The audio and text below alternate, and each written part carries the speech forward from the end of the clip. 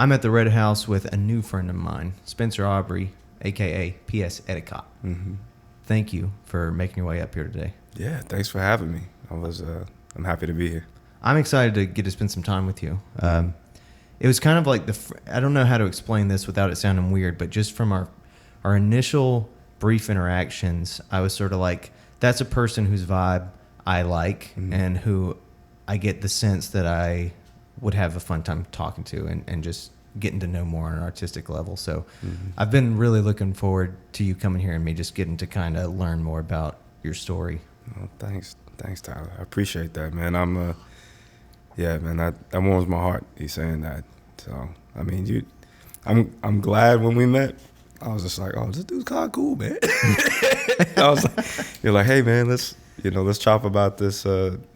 Obviously the gig and everything, but then like I got this podcast. And I was like, oh, bet, man. Like, let's definitely do that. Especially after a time period where it felt as though during like COVID and stuff, it was like watching our music community through this weird Facebook lens of seeing performance kind of take a new shape and seeing everyone feel really negatively about where we were. It seemed to reveal it was kind of like a cool time and a right time to do something that was kind of our community oriented in a space where we can talk about being artists, talk about hardships, talk about positive things, talk about celebratory, moments that we celebrate, all sorts of stuff that's just real aspects of what it means to be an artist around here, in the state of North Carolina. Yeah. So the times that I was as I was becoming aware of you more, actually, I think the first time I ever saw you, it was at the jam that Reverie Drums puts on. Oh yeah. And I saw you kind of go from being an employee to freestyling on this music, and I was like, oh fuck, like that is live right there. And then the next time I saw you were DJing at Fancy Groceries. So what is your primary vocation? Like, what is your main thing within the arts and with music?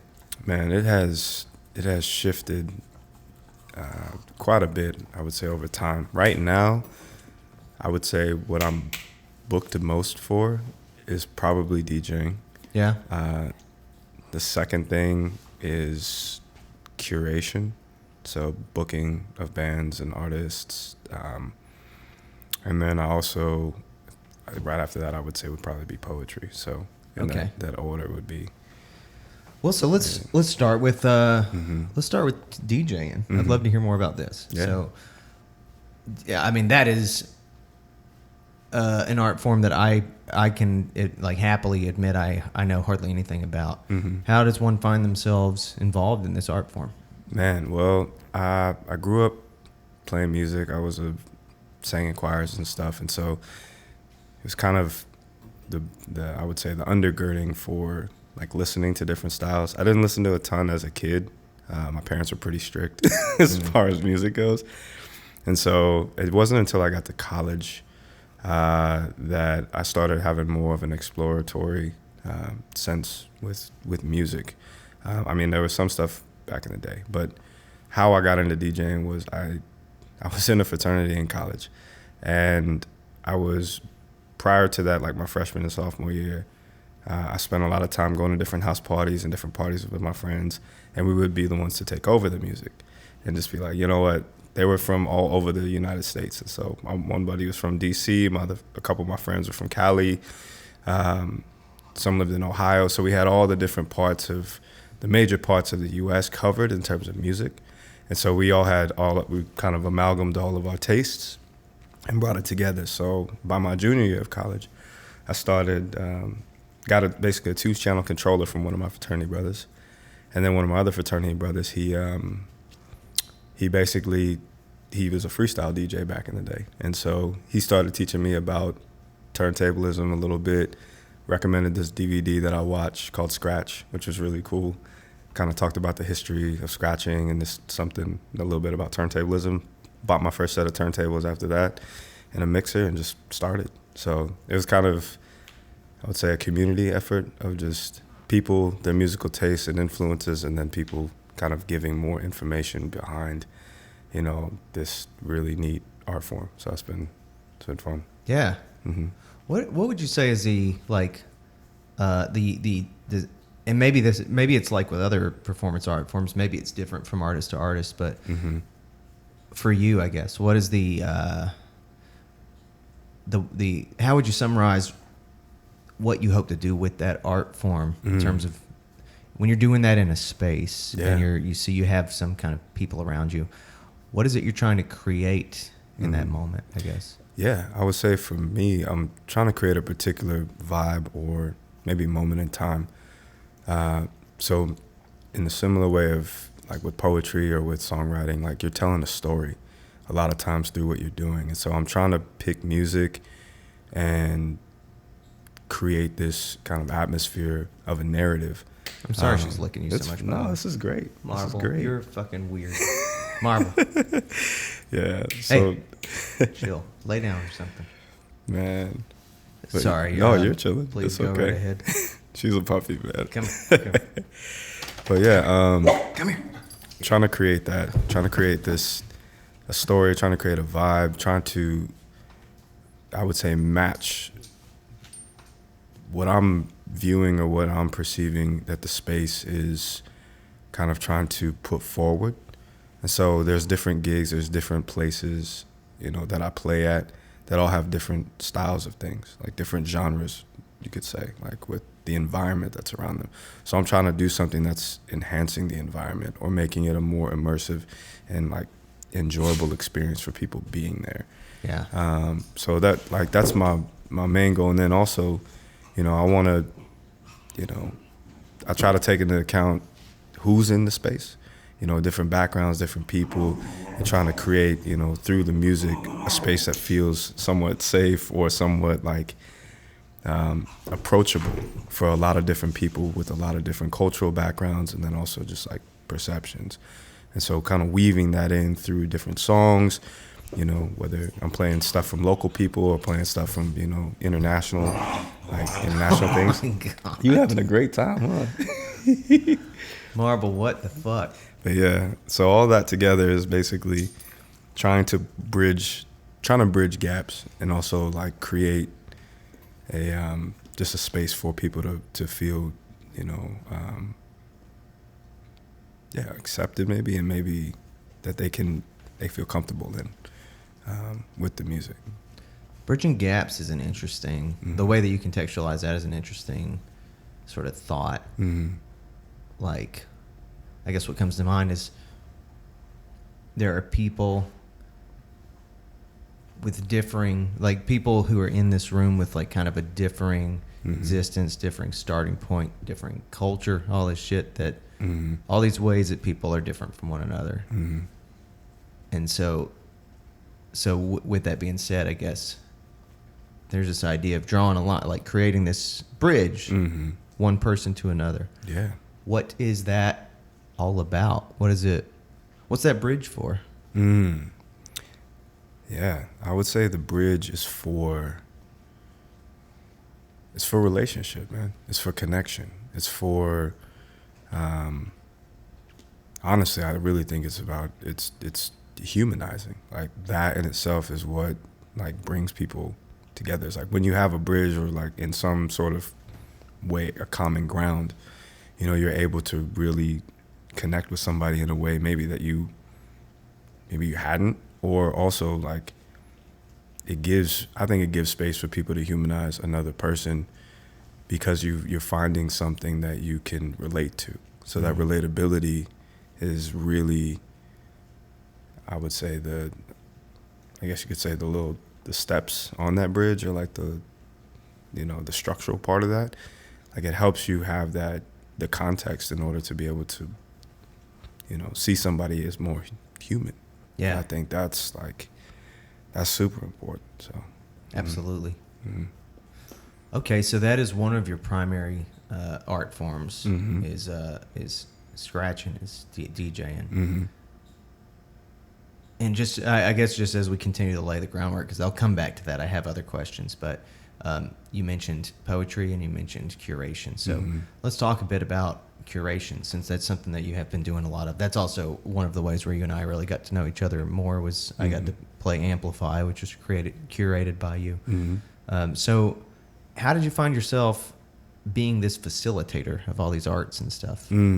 Well, I would say with in more recent days, at least with the Amplify stuff, I had a conversation with Corinne Bass, who's the program director for Arts Council. And so we had this conversation before she was ever in that position, just as friends, like talking about, you know, there's different things in Winston that are like, I would say for me, maybe more like pain points where I'm like, oh man, I want to see that happen. And it was something we came together on of like, there's not a lot of spaces for artists to play. So like, we really want more opportunities for the arts and for people who are musicians, you know, different performing arts as well, to be able to have that space. And so we talked about it like a couple years ago and revisited the conversation after she kind of basically got promoted into the role that she's in now. And we were like, somebody's got to, you know, do the groundwork of like, who's gonna reach out to everybody who's gonna do this. And I was like, I'll do that. Like, I love that. That's my jam. And that's kind of how that started here for me, at least in Winston. But like, so I was thinking about this concept a few weeks ago, but it's kind of like DJing in real life for me. You know what I mean? I'm a selector. Like, that's one of the old world terms of a DJ, was a selector, like back in the Caribbean, and, you know, where, you know, you had sound systems, you had somebody selecting the music, you had somebody picking, you know, the different stuff that was going to be played and kind of being a tastemaker for a particular vibe or setting. And so it's kind of an extension of what I already do in DJing. It's just in a real life form of like, instead of me picking a record and putting it on that is a band or some sort of compilation, it's like I actually go and have a conversation, you know, with the band or with the group.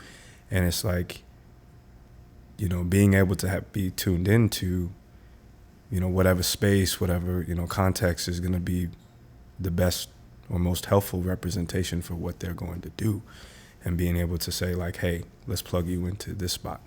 And so it got started through conversations and through relationship, and I think it's carried forward in that same way in terms of being able to curate.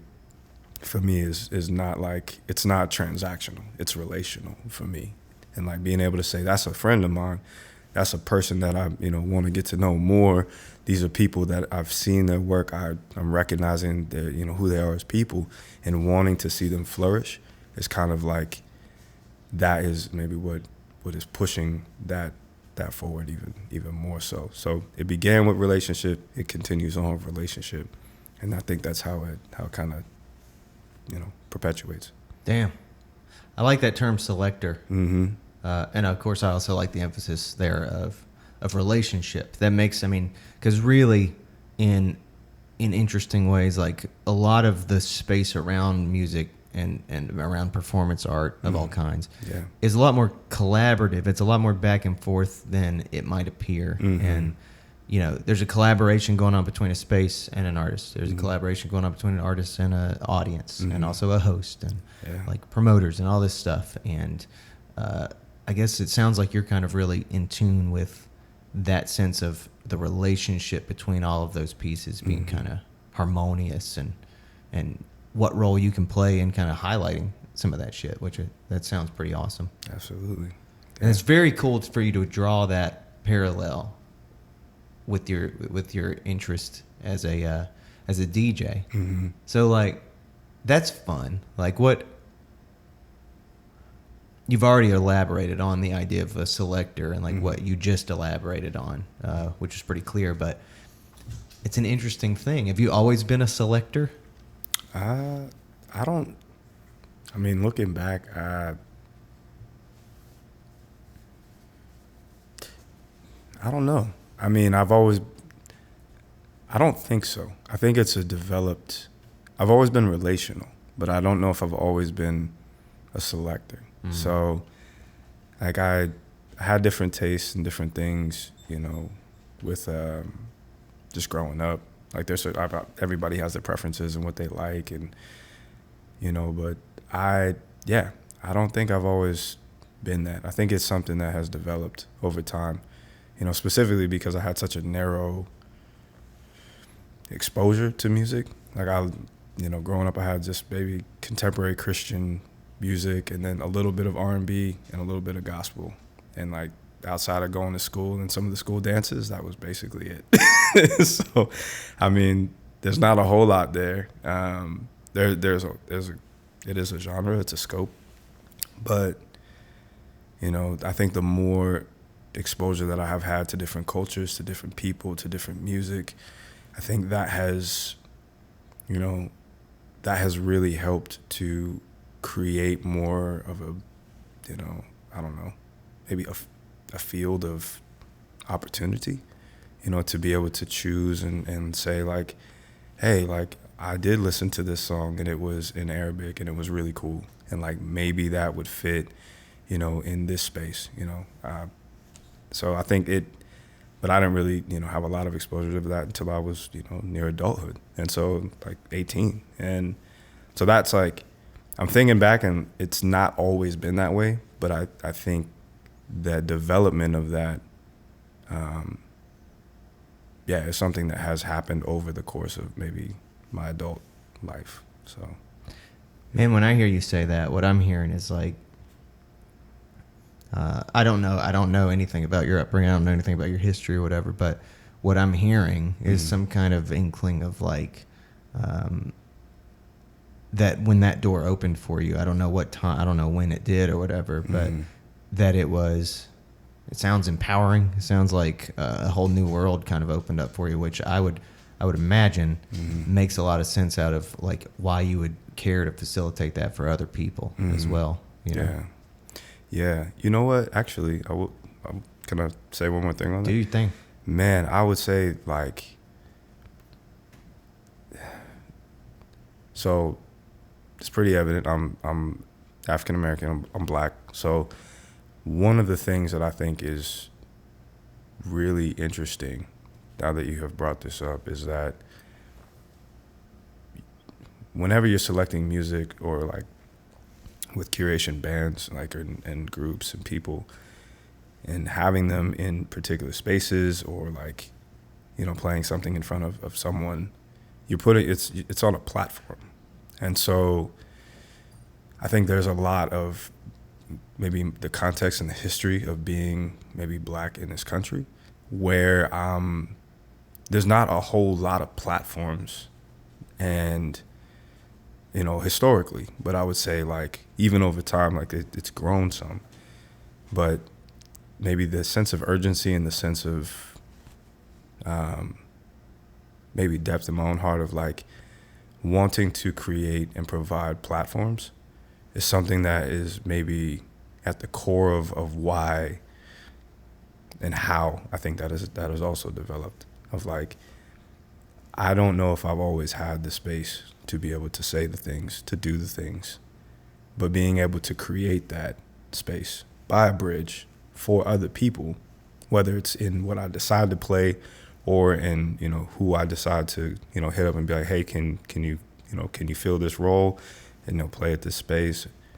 I think it's something that, at the depth is saying like, wow, I may not have had that opportunity, but how can I be the bridge, the catalyst for that, for others, maybe in ways that I myself have not necessarily had over time. And so, yeah, maybe the core tenet of that is something that I've always felt or had. The manifestation of that has maybe looked different. And so maybe this is the most recent iteration of that. Yeah. Yeah. Man, that's badass. Dang, and that's pretty cool. I like that. It's cool that, and thank you for like, I don't know, thinking on that and sharing that detail. And so that takes us to this place that covers a lot of I think a way to understand what you do in terms of being a curator, a facilitator, a selector in town. and then you're also a creator. You're somebody who selects words as well. So that's something I really want to dig into a little bit. So when did you start writing words? I actually do not remember. It was probably in preschool. Really? It was probably in preschool. But as far as, kind of the poetic and stuff, like my grades in English were not always the greatest. But I did love, I loved reading, like read the Boxcar Children all the time back in the day when I was a kid. And, there were a bunch of other books and things that I enjoyed. But, yeah, and I would say just watching how words fit together and like seeing how that evoked like different responses in me, I was like, oh, this is cool. But I didn't really, I would write, I would journal. I have like journals and stuff from as a kid and different things. So, and also as an adult, but yeah, it started in preschool, probably just developed more over time. But I didn't really I was never thinking I was going to pursue like poetry or anything like that. I was just like, I was on a trajectory to go. I went to seminary and then kind of basically, I didn't fail out, but I was pretty doggone close to fail out of seminary, which is insane. Got a call from my buddy. We were in the same writing group at the church that I was at in Arizona. And he's like, hey, I'm doing this MFA program. You should check this out. And I was like, okay. So went to this weekender thing from there and presented some of the work that I had written. And they liked it enough to accept me into the program. Got accepted in the program. But, well, so let's not help me remember that what we're talking about is poetry and stuff, and we're talking about that path. But it feels like twice this subject has come up, and if you don't mind, I'm going to ask you about your relationship with this subject, because religion is something that is very predominant in many people's lives in a negative or positive way, sometimes in a more neutral way. I come from a religious background that I spent some years really, really not relating to it and being very definitely taken on the mantle of being like anti-religion. And then I've since ventured beyond that point to where now I think I understand religion differently, but still I like to understand both worlds. Like I understand the benefits that there are in people having their religious identities and what they're for. I also still definitely remember what it was like to lose, I think, the kind of religion I had as a kid and maybe resent that or be bitter toward that for a while. So anyway, but I love the subject. I love the subject of religion and faith and belief. So if you don't mind me asking, you mentioned that was like part of the music that you were first introduced to, and you just mentioned going to seminary. What is this relationship with this subject all about for you? Yeah, man, it has definitely changed over time for sure. So I'm a Christian. I love Jesus. Well, I would say I'm a disciple of Jesus, and like I that's where my identity's at. It has not always looked or felt that way. As a kid, I grew up in a Christian home. My parents were both Christians, and I think the culture of it, the cultural Christianity, I would say, maybe in the Western church, is something that I don't think I did not have the same lens maybe that I do now in understanding, the reality of who Jesus was. And also like the role of the church, the role of, and basically the involvement of Judaism and like what that brought about in terms of how this whole narrative and story kind of went forward. So my relationship with it is like, I grew up going to church, going to youth group, doing Awana, like all these other things, basically living in Christian culture. Had accepted, Christ when I was like somewhere between 3 and 5 from what my parents told me. Like, I don't really remember that. I got baptized, I believe, when I was 10. And then from there, like, started to kind of form my own maybe theology based on what I understood about who God was and everything. And so I always saw God growing up as like a very just God who was like a judge, and like I did see him as a father, but I didn't really relate to him in that way. There wasn't like, I related to him more as like, he's going to punish me for the things I'm doing wrong. You know what I mean? And like, he's waiting for me to do something wrong, or bad stuff's going to happen in my life as a result of me doing something wrong. Yeah. And so I lived with that and that understanding, you know, not necessarily because it was taught that way, not necessarily of anything that anybody particularly did, but I formed my own like legalistic, you know, theology just based on the information that I was exposed to and the ways that I was interpreting what was happening in my faith. And so fast forward, you know, all through childhood into like adulthood, there's just moments, there are some pivotal moments throughout that process that have really broken me down, you know, different relationships, different like things in, you know, I was almost homeless like a couple times. Like there's just like, there's a lot of things that along the way of that, you know, have really humbled me in the sense of like understanding, one, the relationship between punishment and, you know, bad things happening and punishment are not necessarily like, it's not a causality. You know, there's some things that are related through some stories in scripture, but understanding that it's like, yo, I didn't realize, like, you know, when it says the rain falls on the just and the unjust alike, it's like, you know, bad things happen to people who are choosing to do great things and people who are choosing to do not great things. And it's like, sometimes there's intervention in that way, but most of the time it's like, it's just brokenness and like that's happening. And so through the process of that and like growing in understanding of like, what does the text actually say instead of what people are like kind of promoting the text to say. Yeah. And also who was Jesus? Like that dude he was living in a foreign place. He was homeless for a lot of it. He cared about the marginalized. He cared about the poor, and not just cared about them. He actively did things to like address the injustices that they were experiencing, and also was living righteously. And so it's like that dude, to me, the person that we kind of, or that has been kind of brought into the fold of like in Christian culture of who Jesus is and how people kind of twist him in that way, has really, that person is not the person that I see in who Jesus actually was, which has definitely changed my relationship with him and maybe given it more of an approachable place. Like dude was hanging out, going to drinking parties, enjoying time with people who were the people that were outcasts, were people that society was just like, nah, we don't want to deal with you. And that was what he did. That's who he hung out with. And it like didn't sin, but he surrounded himself. He was proximate to injustice. He was surrounding himself with people that I would say honestly are really real. Like he was around the real people, not people trying to fake things, not people trying to put up a front about who they are and how they ought to be. And for me, I grew up that way.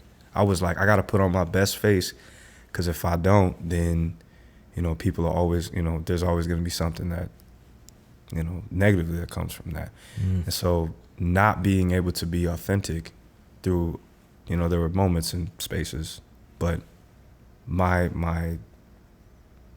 the way I was carrying myself was not a place of authenticity. It was a place of, how do I hide the stuff that's going on, but also how do I present the best of what's going on, because this is going to be more comfortable for people. This is going to be more, whatever that is. And I don't see Jesus doing that. I see him being authentic in all of these different spaces, being the person who he was, as offensive as that might have been and as approachable as that might have been, across the board, and being able to see the humanity of that dude, of like, from emotions to being able to be authentic and vulnerable in spaces, really empowered me to say, like, I need to have a different understanding of who I follow and what my relationship is to this faith that I claim. So that's been changed. That's some really good stuff. So I, as a young guy, went to a Christian high school, and I feel like what you just described kind of highlights what some people describe this stuff as like a leader versus a follower. I think of it a lot more as like a real something weird, like a creator versus a persona. I think. Yeah. And I remember in high school having a real issue with feeling as though there was a persona that people were kind of putting on, whether it was, I see it in a lot of different ways. I mean, I saw it in forms of rebellion, where people would be like, I don't even study, but then they definitely were studying and like getting getting 100s on tests or whatever, but they were putting on this persona of being like a rebellious student. And then there was this Christian persona that was like, all is good, like almost taking a phrase like all things work together for good for them who love God, for them who love the Lord, taking something like that and like interpreting it in a way that's like all of life must be a positive experience, as opposed to what I thought of as a reality that was like kind of similar to what you were just exactly describing. Like there's a harshness in the world that can't be denied. We can't reasonably walk around and pretend like everything is joyous. Some things are really difficult, and that, according to what I think of as this religion, like that seems to be what is most useful sometimes about this belief. And like in my Christian school, like these kids would come from public school, their parents were defeated, just being like, my kid, I can't get them on the like sort of straight and narrow path no matter what I do. Like they are, they have no interest in like respecting authority or whatever. They'd come to our school, they would smoke a cigarette behind the school, and that afternoon be kicked out. They were just like rejected by the system entirely. Just like, oh, you didn't follow the rules? Then like go fuck yourself. You're not a Christian. And it was like, back then I just thought about it. Like, why would we do that?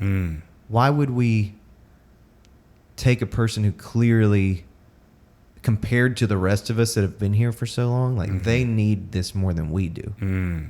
Why are we rejecting them? Yeah. Kind of thing. Never sat well with me. Yeah.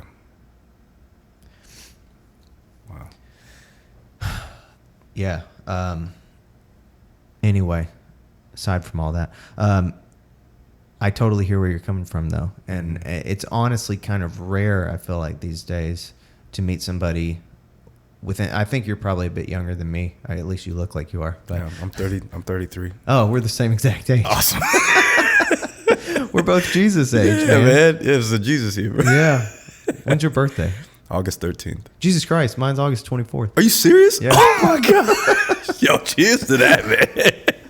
We were born like a week apart. That's what amazing. The hell? That's awesome. So, I mean, 33 years old, I don't meet a lot of people our age that feel positively about religion. And especially people, like I very seldom meet people. Let me rephrase.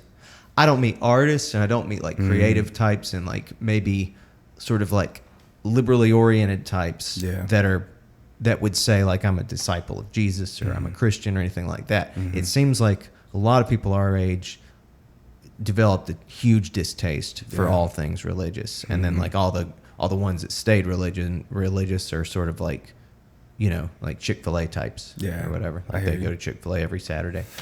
No, Sunday because they close. Because they close. I do go to Chick-fil-A like every Friday. It's a good spot. That fucking Southwest salad, my buddy turned me onto it, and I can't get off of that thing. But anyway, I go play basketball, and then I go eat that salad. Nice. I'm getting off topic. It's okay. It's surprising, I guess, to meet somebody who didn't like who doesn't feel bitterly toward that stuff. Yeah, I mean it is challenging because, I mean, a lot of this is just my perspective. I think a lot of it is like people do not like to have constraints on them. And by choosing to follow Jesus, you're giving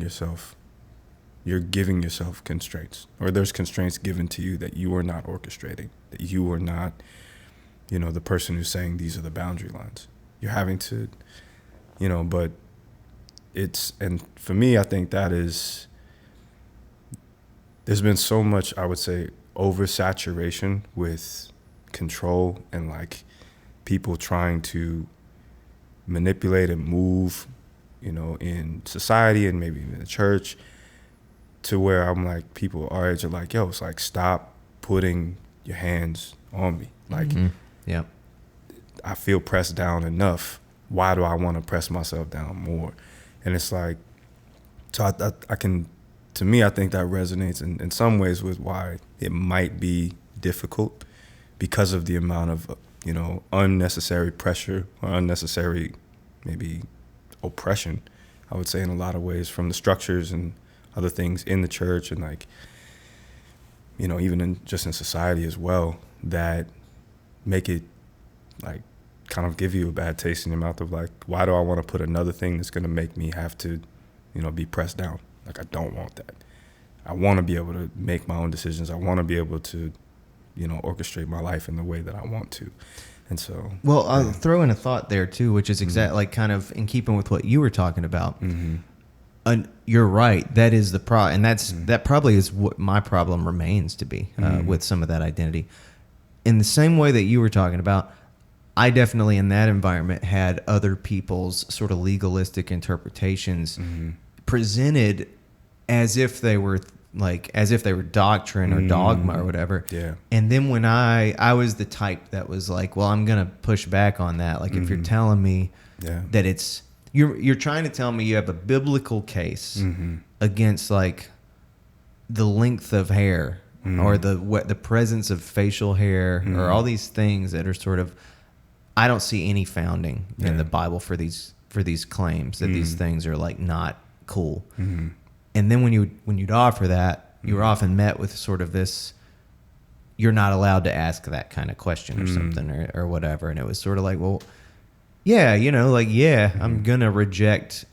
I always tried to reject that aspect without rejecting the Christian, like the real doctrinal stuff, I guess. And that isn't what ultimately led me to becoming like an atheist or whatever over time. But yeah, I didn't like, I mean, that's a habit that I think a lot of people have within all forms of religion, is taking it to this place where they see what they like in society and then say that it's biblical or that it's godly, when it really, those things are separate. Yeah, they proof text some things, and that's like it's not helpful. So I think, yeah, man, like it's weird because the Bible's like a history book, it's also it's I guess, I don't even know what word I'm looking for. There's a word there somewhere, but essentially it's history as well as like how you move in this religious context, all in one thing. So it's kind of like how, where do you see the division? Where do you see where that kind of comes together? And pulling things from ancient Israel for a particular context and for particular people at a particular time isn't necessarily in exactly the same way that the context happens. Like now there's things that undergird that I think, but picking this up and putting it over here doesn't always translate well. Yeah. And like, yeah. So I think that's, it takes a lot of wisdom and understanding from people who are teaching it, but also like in people to discern and like understand like, how does this apply? How does this practically apply? And so I'm with you on that. It can be, I've seen a lot of just like, wow, like that's not actually what the text says, or like this isn't actually what is at the heart of this. Yeah. Like, and yeah, man, I'm just so. I shared. Yeah. I would imagine with seminary. So we won't stay on this too long, but I'm just curious if you'll indulge me.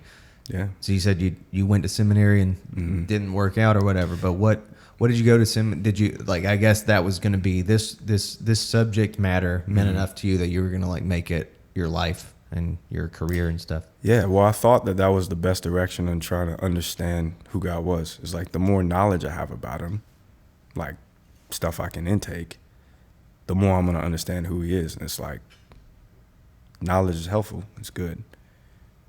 But experientially knowing him is a very different thing than just acquiring knowledge. You know what I'm saying? So I thought this, like, going there to just, I'm going to study, I'm going to learn all about Hebrew, all about the Greek, all this. And like, those things are very important. I think people need to do that, or it's helpful in order to understand how things actually are set up in the original text. But my experience going to seminary, I went to Phoenix Seminary, and I took a summer class. And then after the summer class, I took 2 of the hardest courses in the seminary, my first real semester, and then a course that like wrecked my understanding of like, in a good way, but wrecked my understanding of relationships and my own like heart. And so I'm experiencing, you know, it's not their fault, but taking biblical interpretation, crazy hard, taking wisdom literature, crazy hard, and at the same time getting like flipped over with all the things that are going on with emotional, you know, health, and like how that relates to spirituality and like all these other things. I was like, this is too much. So it was just like, it was crazy. But I was like, I think this is the way that I need to go. And it's like, no, like it can be helpful. And I think it was something that I thought at the time would be the most helpful. But honestly, I think going to take, you know, I got my master's in poetry. So from trying to go to seminary first semester or summer in the semester, from then moving into poetry and having to understand poetry, you know, differently, my relationship to it changed my whole understanding of like language, and then also just my voice, and then also like how that relates to my faith. And it was crazy, man. Like, a third of the Bible is in poetry. The prophets are all poetry. So it's like, it's not just academic writing. It's like, you know, it's beautiful language in the manner in which it's, you know, used, the metaphors and everything else. And it's like, not to, you know, I think seminary is great. I think seminary is a great opportunity for people to learn a lot about some of the things that are core in helping to understand. But I don't think that is the only manner in which we're to approach the text. I think having a background in poetry has expanded my understanding of like, that's also deeply important, of having to you know, those things working together, you know, the foundation of the language, the foundation of, you know, understanding the context it was written in, the history about it, and then also like how poetry is used as well, and like literary techniques and things that I wasn't necessarily learning in seminary that I picked up in my, you know, stuff going to school for poetry. So yeah, seminary, I was like, this is the route. And I'm like, maybe it's one of the pieces of how this works out well.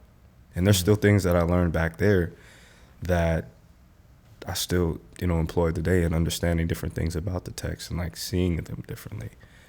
But I don't think, for me at least, after all of that, it was the way that I was supposed to journey fully in order to be able to, you know, come to the place that I am with my faith. So that segues us so perfectly into a space where we can talk more about poetry, I think. How would you say you understand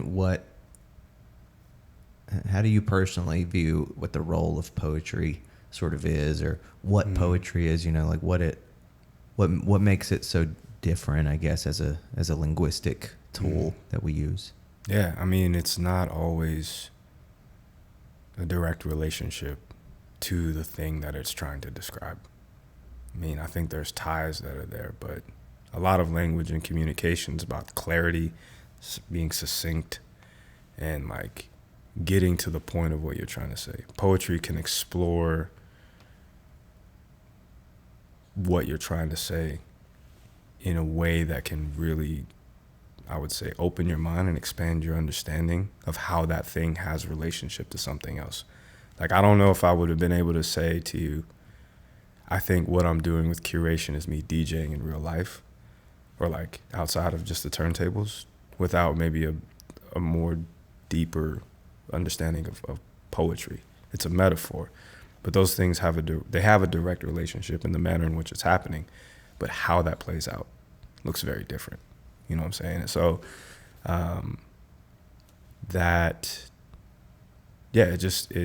it provides a space, maybe an unassuming space, to be able to kind of delve into the relationships between, different things, different ideas, different concepts, different tangible things. And I think it's art. It's beautiful. Like, it's not just taking words at what they are face value.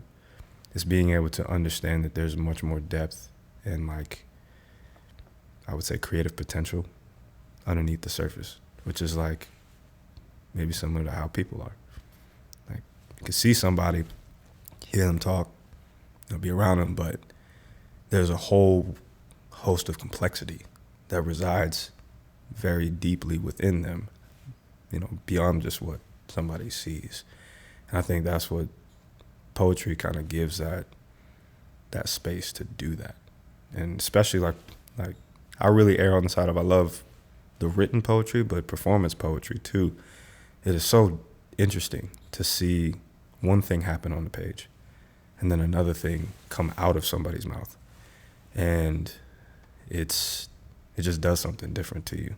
And so being able to have the versatility of saying, like, I can see this, but also when I hear it, it's going to do different things to me, is something that I think it's helpful for people and is necessary to be able to meet them wherever they might be at.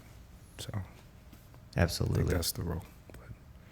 Wow. One thing I like about what you were just talking about is there's still overlap with sort of the religious question and then like the poetic answer or something. They both are pointing to the complexity of the internal human, and like what the hell is going on and what we're trying to figure out, and the beauty that we're trying to find in a world that sometimes is very ugly, or the ugliness that we're revealing in a world that is sometimes beautiful, you know, all that weird shit. And I wanted to ask before I forgot, I've seen you freestyle within music, sort of using poetry or using real time poetry, and I've seen you. I saw we were both at the thing the Arts Council put on the other day where you were DJing, and there happened to be some poetry going on. But I guess I haven't actually seen whether you do like prepared poetry, and I assume that you write poetry. Do you also do like performance poetry? Yeah. And which of those do you feel more at home at? Yeah, man. Honestly, well, I don't know. I think it depends on a couple things. I think when I'm with myself, like in my alone time, or just like, I think the written part of it is a very comforting thing. There's a very, I don't know, there's a resonance there. That's just, I can get things out that I maybe wouldn't be able to get out with words because I haven't had time to like sit with it. And some things just kind of come out as you're going. With freestyling, I feel like, or like performance poetry, I feel at home when I'm trying to, I feel like that is more, I don't know. When do I feel at home with that? I think when I'm collaborating with people, for sure. Like, I can get up on the mic and just record something, or like stand up in front of somebody and like spit a poem. But like, I feel at home when I'm collaborating with people who are also using their instrument, because that's an instrument for me. You know what I'm saying? Like, my voice, not only just in singing, but, like putting those lyrics forward, as they're coming through, is like improv, you know what I'm saying? Like, just So I feel at home in those spaces, like being able to improv with people, with the performative aspect of it. That's like where I'm like, yes, like let's go. And maybe even more confident in that of just as time is going on and being able to develop and kind of hone that craft. So yeah, when I feel the most at home, you know, in the solitude of whatever, dealing with my stuff on the page. And then when I'm out collaborating with people, I feel most at home probably with the performative aspect. That is interesting. I understand both of those distinctions. Mm-hmm. As you saw for Amplify, Mm-hmm. I think I do have a strength by myself that is like, it's its own thing. Mm-hmm. And so I perform solo a lot. And Mm-hmm. there's something about being raw and by myself that I love, Mm-hmm. that like I feel very at home in. But there's a different energy or something like that is like this thing. That's like this, I don't know how to explain it, but that's this level of personal depth that I go to. Mm-hmm. I guess if I had to like try to get metaphorical about it, it's like to me, that's like going to a deep part of the ocean where I'm able to exist and people are able to like watch me be there in this scary place. Whereas with my bands, it's sort of like being in this really unpredictable space where maybe you could, if we're going to stay aquatic about it, maybe it's like we're all like surfing a fucking wave and it's just like, oh, like there it fucking goes. And people are like witnessing it in that fleeting moment where it's just, it's there and it's gone. And then it's there and it's gone. And it's there and it's gone. Which, as you're describing that's what I'm hearing you describing, is kind of the capability to exist in both of those places. Yes. And those things being true at the same time. Yeah. You know, that's yeah. Mm-hmm.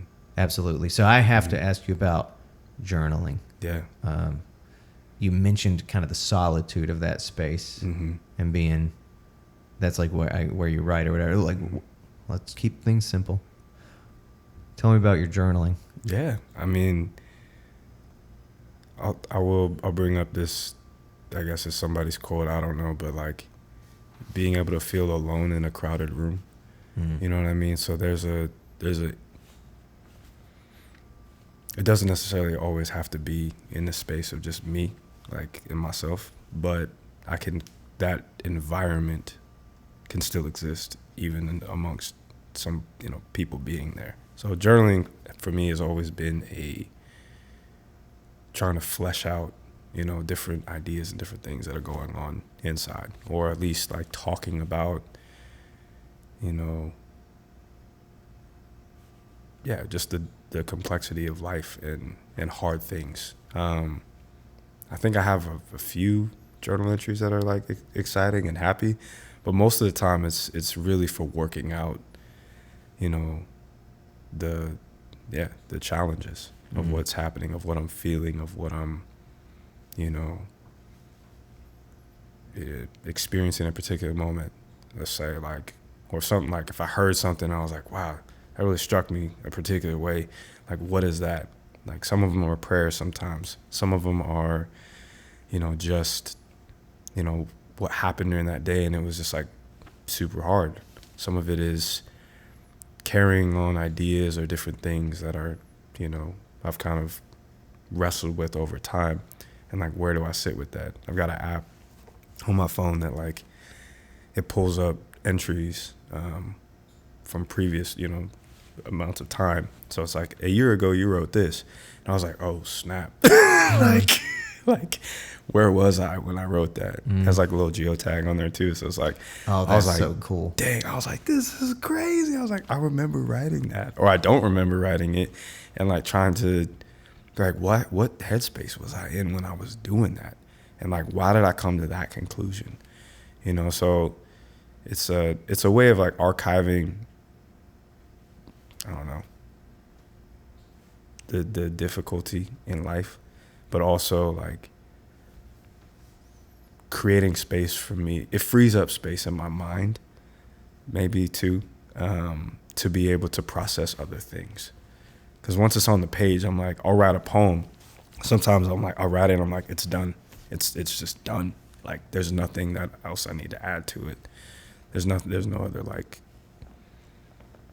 you know, changes that I want to make to it to convey what I was conveying, or like, and it's just like, this is here, and like, it's in a particular point in time, and it's here, and I don't necessarily have to keep processing that. I can look at the poem and understand like where it landed me, but I can go and start like moving on to other things to think about, and even still like have space to reference that. So like, there's a lot of different aspects of whether it's like a prayer, a poem, just stuff in life that's going on that all show up in my journaling. And it's like this, it's messy. It's not like, the lines are not clean. It's just like, sometimes I'll use pages in between pages and just, but it's a very, it's cathartic as a process. And I think that's what it. Absolutely. Yeah. Mm-hmm. So I need to make a note to myself. Remember what'd you say? It's like a geolocation. Like geotagging. It like tags you. Yeah. Because I have the desire to kind of think about what I could do with a journal, like kind of creating a journal. Mm-hmm. And that's a cool feature that I'd like to think more about. So speaking of creating journals, like say some company comes to you and says, okay, we love what you do. We love your poetry. We want to kind of design a journal that is like that best suits you. Mm-hmm. What would that journal look like, feel like? What would it consist of? What features would it have? Yeah, I mean, I do like the tactile nature of being able to write things down. So I would say if I don't know, some way of, creating that feel. I like writing on blank pages, and I also like writing on like legal pads. It's just crazy. So it's like the blank pages can be daunting to step into, because it's like, oh man, I don't want to mess up part of this or do something on here that I'm like gonna have to scratch out. But I was like, man, I'm gonna do that. But then the legal pads kind of give a little more structure. So something where you can, I would say you can, I don't know if it has to be digital, but having one side as blank and one side is lined, or it could be modular, where you're like, I'm going to put these pages in here in this way, and they can fit there, and they could all be lined, or they can all be blank. And then I would say something that fits, like the little moleskins that are like, that size is really nice for traveling, but I mean, I like a full, at least an 8.5 by 11 or something that's a little bit bigger than that, just to kind of just have more space if you want to draw a picture or something. So something a little bit larger that could fit, and some way to have the ability to digitize the stuff you're writing. So without losing the feel of, a pen or, a pencil or whatever, but being able to still have access to that in some sort of digital way would be probably the best. Yeah. Yeah. Do you know about Rocket Books? I don't, no. There are these books that they're kind of like a lined or like a coded page with the dots all over it. Yeah. And then you can use an erasable pen on it. Mm-hmm. And once you're done with that document, once you're done with that page, you can scan it with your phone, and it'll create it as a PDF. So you have the handwritten page as a PDF. Nice. But what you can't do yet is obviously convert that to like plain text. Yeah. So like you have to, because I take it when like what you were just describing, it would be nice if you could like write it by hand, but somehow it could still understand your handwriting well enough that it would translate it to plain text. Yep. Yeah, but that would be badass. And also for the geotagging thing. Yeah. Seems like that digital feature would be necessary. Mm-hmm. Absolutely. There's I was gonna say the journal app I use is called Day One. It's like a yearly subscription that you pay for it, but it definitely, all the features on it are solid. But yeah, it's not a handwritten one, but it is it's great. Yeah. Yeah. So. Yeah, I'm all handwritten. I don't use my phone. I use my phone for audio stuff, for little memos, but I journal exclusively in like moleskins or books similar to that size. I also have a relationship with legal pads and stuff. Like there's something about like composite notebooks and legal pads that I'm just like, I love them so much because you can get them so dirty and ratty and just wear them out, and there's something so romantic about them, and you have all these drawings and all these words and all these notes, and you're on a phone with somebody just scribbling these fucked up pictures and stuff, and just like cool. Yeah, I mean, and I have like a go-to like 3 or 4 pictures I always draw when I'm on the phone with people. I do love those, but journals, man, I have just stacks of them, and they mean the world to me. And I think I approach them similarly, but I cannot handle a blank page. It's so hard. Have to have lines, because a blank page, man, I'm like, I just have no idea what to do with that. Yeah, it's stressful. But I love journals, man, and so one of my fantasies in life is what I think would be the most beautiful thing in the world would be to make this is like something I would do in a movie. This would be so ridiculous to do in real life, but making a journal museum. Oh, wow. And like a place where people could like donate their family's journals and just have them there and have these like exhibits of the findings within these journals. Yeah. Because they're just so beautiful to like capture someone's life through these books, you know.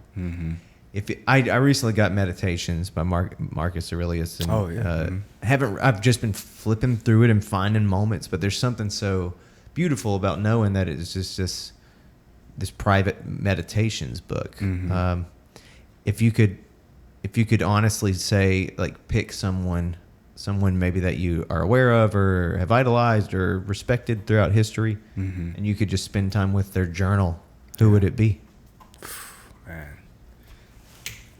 Be good. She's overly excited now. I would say, wow. Who would I pick? You know, honestly, I'd probably pick Dr. Martin Luther King. I would really want to see his journal. Like, that would be, because that dude, you know, he had a lot of things going on at the same time. And I'm like, you hear the impassioned, you know, vocabulary that he's using. You know, some of those speeches are written by other people, like some of the letters he wrote himself, you know what I'm saying, and other things too. But I mean, you see this Dr. King is Dr. King, but then you're also like, there's a whole lot that's personal that's just like, you're like, wow, like this dude's going through it. Like, from like, how do you deal with a death threat on a regular basis because of certain things that are going on? How do you, you know, handle, you know, bridging gaps, you know, where people don't want to build a bridge? You know what I mean? Like, there's a lot there of just like, wow. Literally. Yeah. And it's like, that would be a very interesting, I think, read, and just peering into the life of him would be neat. Absolutely. Yeah. Yeah. That's a good one. That's a really good one. Yeah. How about you? Johnny Cash is one that comes to mind because he wrote a lot and stuff. I'm sure I'm sure like these monumental people like Marcus Aurelius or Da Vinci or all these people would be interesting, but maybe on a I'm trying to think of maybe a creative that later I'm going to kick myself if I don't think of them. You know what? Khalil Gibran might be one that I would pick. Wow. Yeah. Okay. I should mention him since he's on my arm. Yeah, I was going to say. That's awesome. Yeah. Dang. Khalil Gibran. I mean, you come close. They've published, I think, 2 of his books that were his private letters with like some people in his life, especially like some lovers or a lover. Yeah. And that's pretty close, you know. That's like pretty intimate.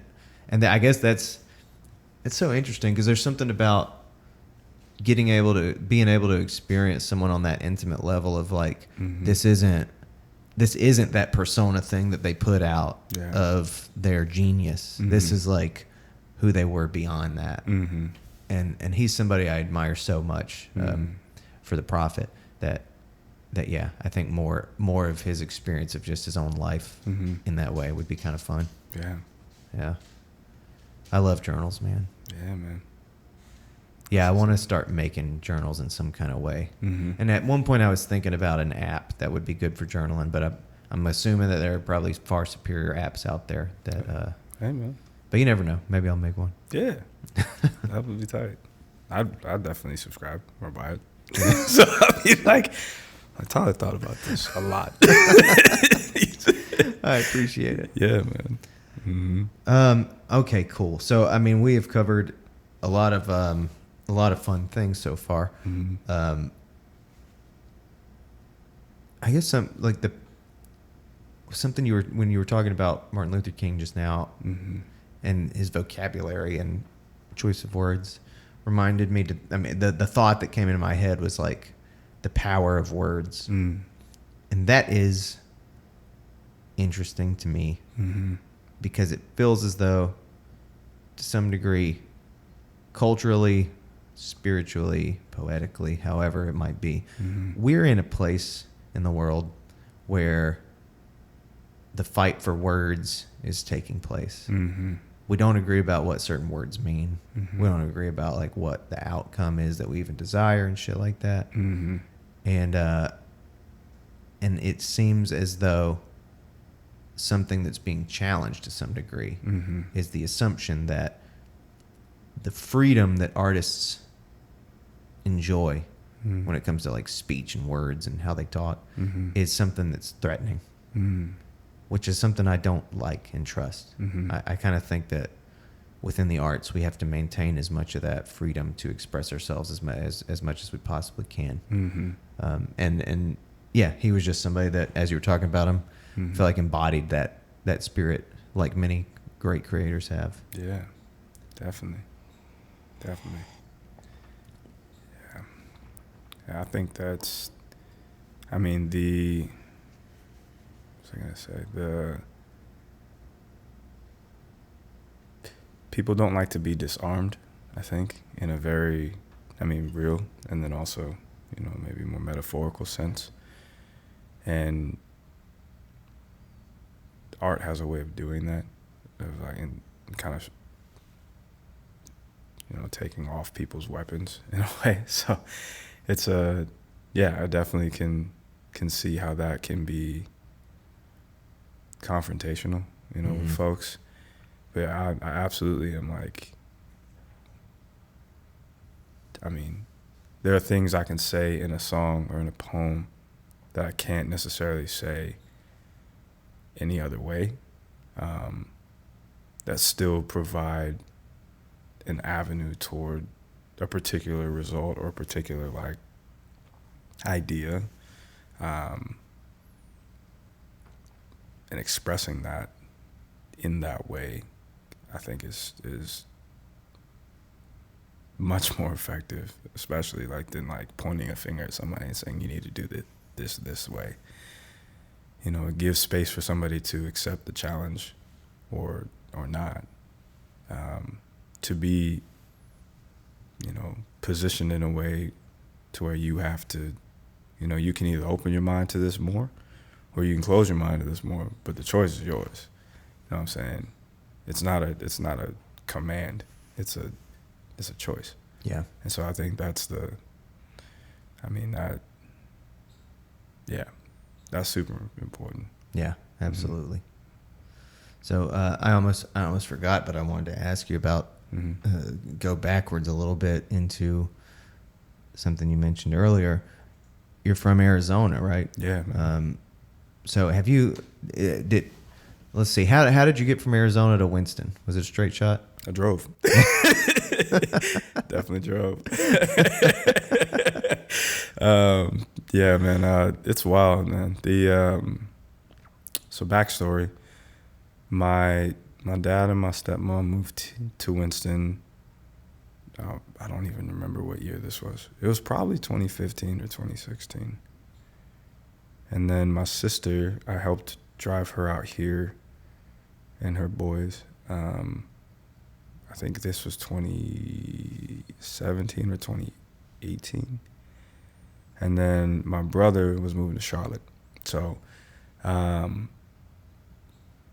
basically, I had visited my folks, my dad and my stepmom, at one point in 2017. I drove my sister out here, I think it was 2018. Yeah, I don't even remember the dates. Either way, there are 2 times I visited. One time I drove my sister out here. Another time I just visited. And then my brother was moving to Charlotte. So we drove cross country. This was like 4th of July weekend of 2019. So we get here to Winston. I'm chilling. I'm staying at my sister's and hanging out with my folks. We get my brother down to Charlotte, to live there. And I'm out here for a month. And I just am hanging out. I didn't have any gigs. I had started a DJing company in Arizona at the beginning of 2019. Didn't have any gigs in the month of July. So I was like, well, let me go see the fam and help my brother move out here. And then kind of got a job the second week that I was here and just kind of stayed. And I was like, I'll fly back and forth for the rest of the gigs I have in Arizona. And then, I guess the rest is history from there. Pandemic hit, and it's just like, oh my gosh. But yeah, that's how I got here. Was trying to help my brother move and then seeing family out here. But the whole family ended up in North Carolina. Most everybody. Yeah, it's wild. So I have, my mother is still in Arizona. So she still lives in AZ. And then I've got a stepbrother in Raleigh. My stepsister has been back and forth between some places in the Midwest to North Carolina to now going to, I think she's going to California now. And then my sister lives in Lexington. One of my brothers lives in Atlanta. He was in Japan for like 5 years. So it's like, but everybody's kind of converging on North Carolina as like a hub spot. Slowly but surely. Yeah. Yeah. I mean, culturally and landscape-wise and all that shit, has the acclimation to North Carolina been fairly smooth? Yeah, I would say it's very different, but it's like it's growing on me and I'm easing into it, I would say more. It's weird to talk about this in light of what the pandemic kind of did, because as isolated as a lot of people were, I still, for some reason, and I don't know how, I think I had more points of connectivity than, I worked at a coffee shop, in the hospital for part of it. So I'm like, seeing people every day. I'm going to events and things. I was out in I had 5 jobs, by the time January of 2020 happened. I was working in a bunch of different capacities and all this. So I feel like there were a lot of different spaces that I've been able to be in different contexts. And the city is small enough to where I was like, I felt like I was doing that in Arizona, but it wasn't. You got over 5 million people in Phoenix metropolitan area. That's a lot of people. Mm-hmm. And you come to a city where it has 250 to 300,000 people, it's like, wow, it's so different. But the bandwidth that I have from trying to do that in a city of 5 million people to now doing that in a town or a city of like 300,000 people with the same amount of like effect, there's a whole lot more like that is happening with that. So it's I feel like it has been smooth in the sense of being able to do what I was already doing, but in ways that are much more like, I can see the direct relationship of the impact that has with, whether it's in building the relationships with people or just being involved in different things in the city and wanting to, use my talents and gifts and whatever to kind of help the culture. Yeah. Mm-hmm. I imagine it's a double-edged sword at working as an artist, because in a town with fewer people, there's less competition or whatever, less people identifying what you're trying to do and trying to do a similar thing. Mm-hmm. But there's also less opportunity, less economy in general. Mm-hmm. I don't know. I mean, is it harder in a smaller town? I mean, yes and no. I found it more difficult to create new opportunities in Arizona. I find it much easier. Not easier necessarily, but like the inertia to get something started and off the ground here, for me, has been a lot less in terms of barriers to entry. So that's cool. I think that's been an encouragement. I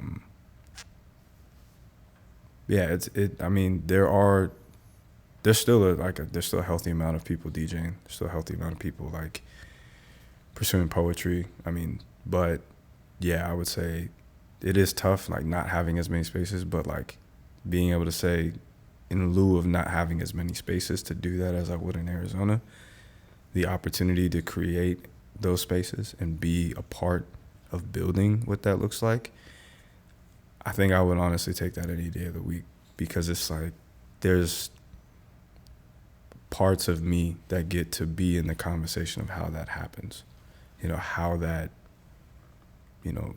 can be better shaped or like formed to really serve the community of artists and the community of people that are here. And I think that is valuable for me, because I'm like, wow, like my input actually makes a difference and has impact. And, being in a bunch of different contexts, whether it's in Arizona or going to different cities, like the things that I have seen and like the people that I have met, the relationships that have been built, all of those things like coalesce into, my perspective, which is like much broader than just Winston, which is much broader than just Arizona. Like it's like there's a whole lot more that has gone into that over time. And so being able to hold space, in spaces in Winston, because of the vision is much greater than just the city, and how can the city be more inclusive and approachable, from a bunch of different communities and a bunch of different contexts. I think having that as like a foundational element is so much more maybe energizing and enjoyable for me, to be able to be like, oh yeah, like it's difficult because you still got to put the work in, but what you do can be something that changes the whole culture of the city. So it is harder, but it's harder in a way of like I'm grinding more to see that happen, rather than just being like, where do I find the next place I can play at? So that's, yeah. Some people have their reason for existing as an artist is it has nothing to do with the town they live in. Some people are just like, I'm just interested in going and playing other cities and selling 100 tickets or whatever. And I guess I probably have a similar heart for the local community as you do, but I also live outside of it, so maybe not quite as every day in the same way. I wonder what like that difference, between a local picture of the arts community versus a nationwide or worldwide picture, like the difference between those things, like what that means to you. And you also, you've traveled and DJ'd and you've played in other cities and stuff. I guess, like, can you speak at all to the value of kind of focusing on our local community compared to just focusing all your effort on like being elsewhere? Yeah, I mean, one of the things is like, so I don't have social media, right? I don't have Instagram. I don't have Facebook. That's right. Which, let's talk about that next. Yeah, absolutely. Having that, it kind of forces me to be in more face-to-face conversations, having more like depth of relational like capital that's built with people. And in order to do that, like I can call people on the phone, but it's like a lot of times I'm like meeting people in person. Like what's happening in the city? Like, oh, like let's go grab coffee, or like let's sit and talk on a podcast. Let's go, let's chop it up at this event or something, going to this and talking about it. Like I was up till I finished DJing at 2 something this morning, and then my buddy Dre came and helped me like load up all my equipment, and then I was up till we were up probably till like 5 o'clock in the morning just chopping it up.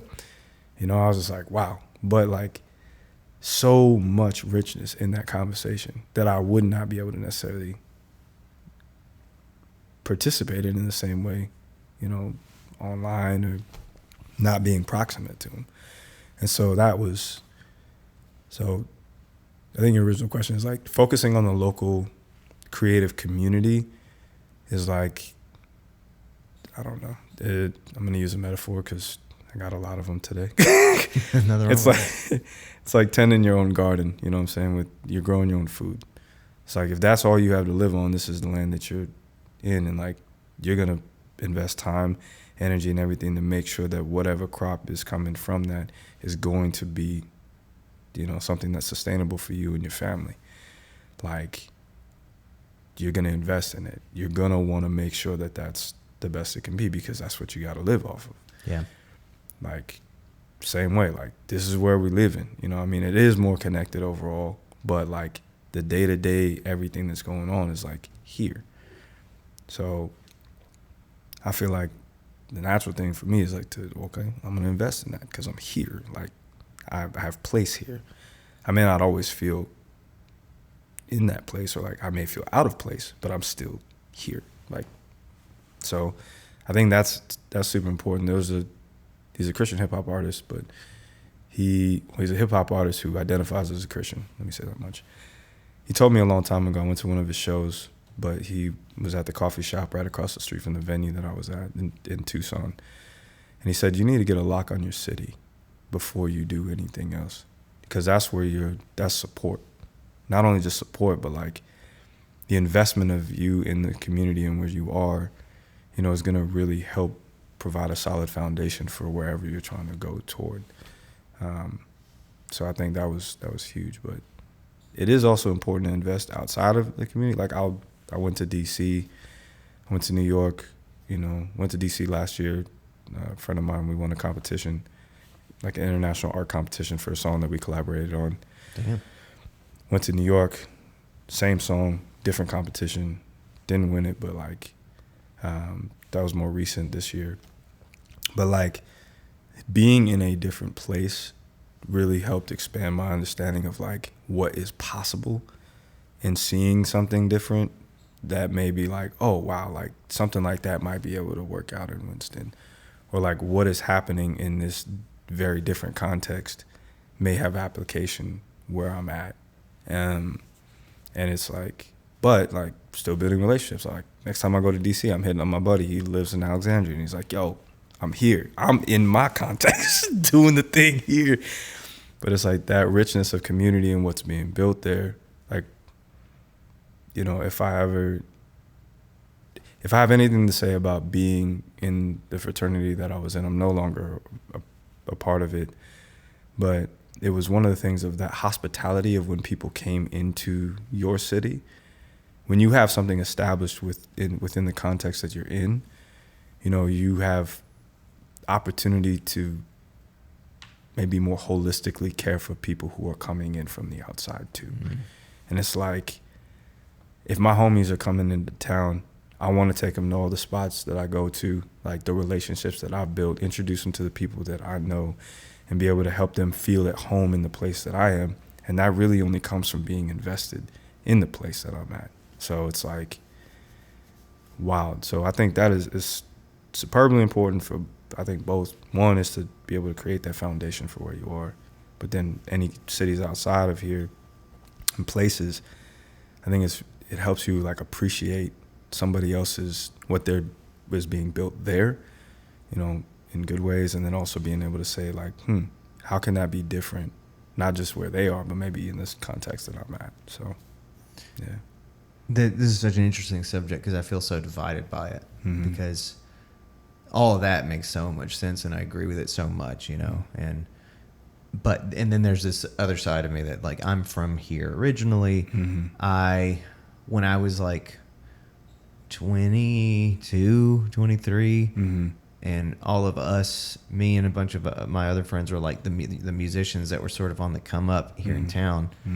People were, I think, excited about it and participating in it.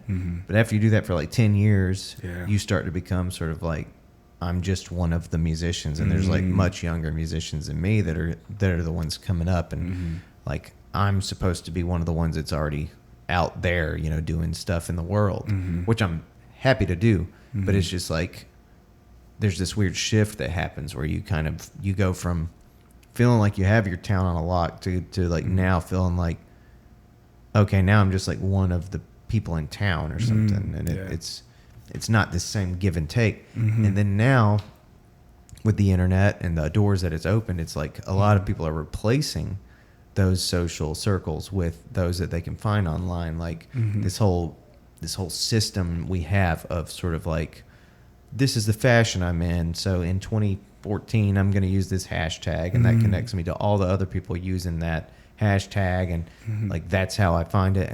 And now, however that's been evolved for TikTok or whatever the fuck, like people use that same idea differently. I don't really understand it too well with TikTok because it's like less. I don't use it, and it's like not as predictable as Instagram used to be or whatever. But so it seems like there's a social question of like, are we losing things if we specialize our interest and specialize our social networks toward an interest rather than like live in one that is multifaceted in the way that we like kind of always have. And it's fascinating, I guess, in your context too, because I'm doing that. I'm like trying to do both of those things, I guess. But you seem to be willing to be like, I know one of these is concrete and like legitimate. And it made me very curious when I found out that you weren't on social media, and yet you are an artist. That seems like so many artists are not willing. Like I have fantasized so much about, I'd love it if I didn't feel like I had to do all this shit to be an artist.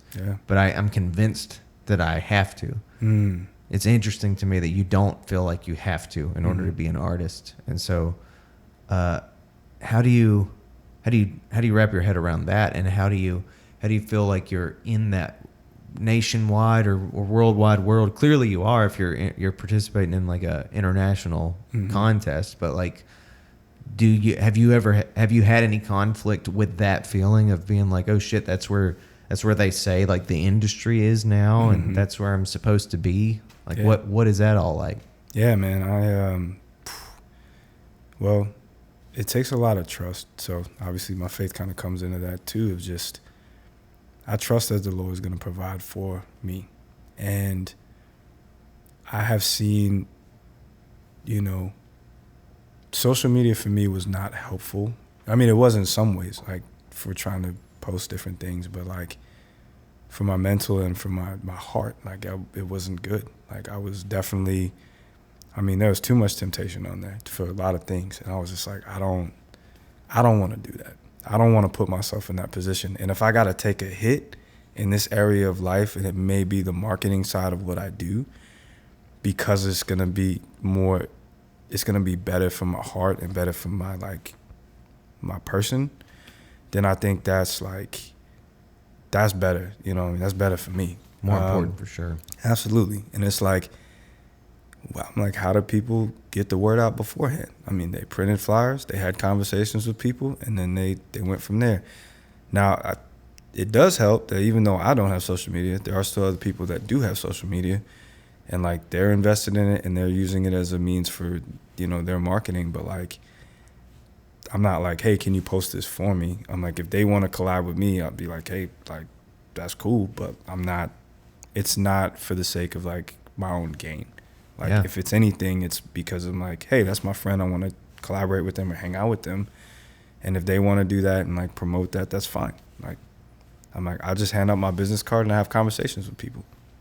And then that's all the marketing I really do. Or I'm like, hey, come see me play. And if you like what you see, take my card, take my number down, hit me up, shoot me an email, call me. And like, we'll go from there. And so, I mean, I would rather, it's hard because it's like, there is that part of like, yeah, this is where things are moving toward. This is what they're progressing toward. But I'm like, at the end of the day, all of those different platforms were created in order to help people connect more. And I was like, if that's at the crux of what this is supposed to be, then foundationally, like, let me just go connect more. Yeah. You know what I mean? Like, that's real. So I was like, let me just do that. And like, there have been times I'm like, man, this is hard. Like, I don't have anything on the calendar, and like, specifically like having to pivot a lot of different times with COVID and different things. Like, there's just been moments where it's like, yeah, it probably would be better for me to like get some subscribers, do a YouTube channel, do these other things, and like put this stuff out there and then post. But I'm like, I still don't think that that's going to be what's best for what's going on here. And so if, I forget this guy's name. He's a guitarist, but he would intentionally play like a jacked up, like, guitar. Like, it didn't have the best strings. It was just like old and like, just like inconvenient. And he would intentionally play it so that he, it like built his, I forget his name. I need to find his name. Is it Jack White? It might be. I remember him saying something similar to that. Yeah. But he would intentionally inconvenience himself in order to be able to grow as a musician and like appreciate more like what he was doing. And I'm like, that paradigm is something that I don't think we carry in life a lot, but I very much want to embody that in as many different spaces as I can, because if I'm going to intentionally inconvenience myself by not having marketing the way that I would like to online or social presence, but I grow from that a deeper appreciation for the conversations and the amount of like relational building that happens in a proximate environment with somebody, I take that any day of the week. If I intentionally inconvenience myself, by spending time with a person who's homeless on the side of the road, and like out of that, I grow in being able to appreciate somebody who's in a different station in life and has a very different context that they live in, and like can hold space for them. And like, I'll take that any day of the week. You know what I'm saying? Like, getting back to that place of like the inconvenience, like we're trying to, everything's fast, everything's quick, everything's on the, right on whatever. But I'm like, sit behind a bus for a moment. Like, follow the bus, stop when the bus stops, and then just keep following it. Don't go around it. And it's like, that changes a lot of things. Go when you take a walk instead of driving everywhere. It changes a lot of things. You see things differently. You appreciate things differently. And like that attitude toward that maybe has helped me have a lot more patience in situations and like growing in that. And I thank the Lord for that. But that has been there's a lot more grace I can give. There's a lot more patience I have. There's a lot more opportunity for me to be like, it's not working out the way I want to, but I can still like sit here and be here with it and appreciate, what is working and how that all can help me and help maybe the environment grow to a different place and a different level of maturation that I probably wouldn't have had otherwise. So, yeah. I think a part of the product of that inconvenience thing you're talking about, like when we prioritize convenience so much, part of the outcome of that is an expectation of comfort. And that seems to be a horrible byproduct of what we've created over the last, I would say, our generation, really, I think our generation was maybe one of the first ones that really felt alien from just like predictable, usual forms of discomfort, like and then I think the generation below us, like it's a different conversation altogether. Like their relationship with discomfort, I think it cripples them. Whereas we were a generation that was able to kind of avoid it softly and maybe sometimes experience it. But that's obviously, that's put very broadly because there's exceptions within both generations to that all the way down. But broadly speaking, I do I suspect that might be cultural differences or generational differences, I should say. And I find myself noticing that just like when it comes to all these things, that the product that my life has resulted in, sort of, or the way that my life has taken shape over the last few years, I'm like noticing some of the things that lack are like embracing of hard work, embracing of like super discomfort, embracing of feeling totally incompetent, trusting that eventually it will lead to sort of a better outcome or more competence or something. Like just deep levels of applying myself in a way that is intimidating and scary and all that shit, but is better, is better than the convenient road, like the inconvenient road being superior, the uncomfortable being superior to the comfortable. This is something that I have heard said a lot from people who sort of talk about like what it takes to be successful, and one of those things is just like embracing discomfort and embracing the difficulties that come with it. Relating to social media, man, I mean, like I said at Amplify, which to some degree I felt a little bad about, because it was like for a half second I was like, am I on a soapbox sort of when you were asking me those questions? Yeah. But I was like talking about how poisonous social media is and stuff, and I'm of the belief that, I guess like it might be a naive belief, you know, but I'm still of the belief that maybe we can figure out a way to coexist with social media. I think that the path you've chosen is probably better, and like one that I wish I could choose, and maybe someday I will, I don't know. But at this point, I'm just trying to convince myself to accept that social media is a thing, accept that it possibly can be better than like the model we used to have of just like newspaper advertisements and TV advertisements and radio advertisements. Maybe like taking that commercial aspect out of it and making it more about like a direct line from person to me as a creator is an okay thing. And that if I don't let it be a poison to me, that it won't have to be. Yeah. But that's been a hard place to get to, because what I see more often is just like the worst of the worst every single day just come out, and I experience the jealousy and the sort of feelings of like I'm not as good as the rest of the people in my world at that game.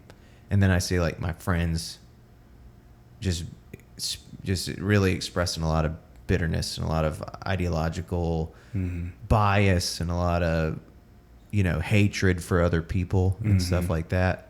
And sometimes it does feel hopeless, like maybe I can't coexist with this stuff, but I'm trying. That's my discomfort that I guess I've taken on, is I'm trying to find comfort coexisting with it at this point. Who knows? I feel it. Something came to mind when you were saying that of I don't know if this is a solution or maybe this is just like maybe a risk or something to try. But as far as being on social media, there's a certain amount of time people spend on social media. I wonder if people cut that in half. So I'm willing to spend half of that amount of time on there, and the rest of the time I'm going to intentionally step into building relationships with people that I don't normally, do. And I wonder, or even just investing in the relationships that they already have with people. Yeah. And saying like, say you're on a 15 hours a week or whatever, you have dinner with somebody twice a week, or like you grab coffee, spend 2-3 hours with somebody, and do that a couple times a week, and see how that changes the the perspective and maybe the dynamic or even just the relationship that people have to particular ideas or like people. And it's like, I learned, so I smoked a lot of hookah in Arizona. It's, shout out to hookah because I know you don't. I used to though, and boy, do I miss it. Yeah, that messes. That messes. Man, so many memories. But one of them in particular was just spending a lot of time with people from other countries, particularly people from Middle Eastern countries. And, I think that what was forged there was a lot more opportunity for people to have the opinions that they have without me trying to sit there and change their mind, and like being able to hold space and relate to them, where they are, and them relating to me where I'm at. Mm-hmm. And even as a Christian talking to Muslims, like it was an interesting place to be of like, I don't believe necessarily the same thing that you do, but I hear that you have beliefs, and that's okay. Like, if you change your mind, cool. If you don't, cool. And like that hasn't always been the case, and like still having to grow from that, like in different aspects and different, places over time. But at least having that foundation of saying, I'm going to start just being here and giving space for other people to be here too is, that changes a lot. Yeah. I mean, that's a huge part of what in so many ways, it's just a battlefield of like miniature civil wars of like Republicans versus Democrats and fucking whatever, Americana music versus rock or some stupid, like that's obviously not as explicit, but it's like these cultures competing for superiority rather than just like, and